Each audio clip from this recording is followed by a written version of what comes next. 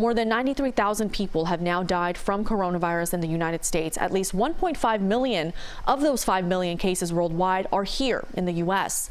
Tonight, all 50 states are now partially reopened, and many are looking forward to Memorial Day holiday weekend. CBS 4's Michael George has this report from New York City.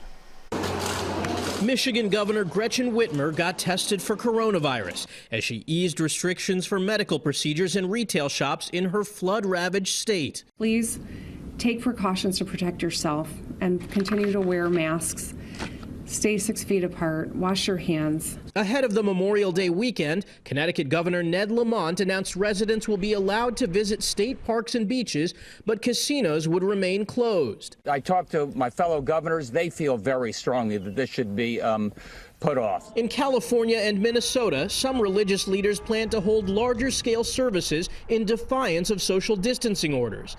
But churches in the Archdiocese of New York are taking a more cautious approach, planning to open up in phases. A new Gallup poll reports more people are joining in gatherings and going to public places, even as a new Associated Press poll finds most Americans are worried about a second wave of infections. The Gallup poll also found a spike in Americans visiting restaurants in states that have already reopened dining areas. D.C. Mayor Muriel says outdoor restaurant service could resume in the district next week if the number of COVID cases remains low. It is not an on and off switch.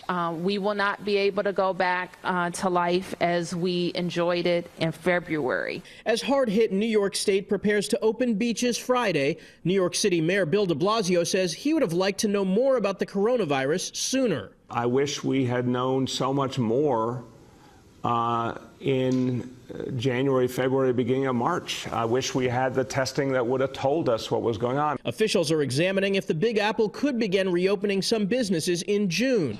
But some restaurant owners don't expect to reopen until later this summer. Michael George, CBS News, New York. And back in Florida, this afternoon, Universal Orlando received approval from a task force in Orange County to reopen to guests as early as June 5th. Temperature checks and face masks would be mandatory, and the number of guests would be limited. The plan now needs to be approved by Orange County's mayor and the governor. Legoland also received its first approval for reopening, but there's no word yet on when Walt Disney World will have the governor take a look at their plans for reopening.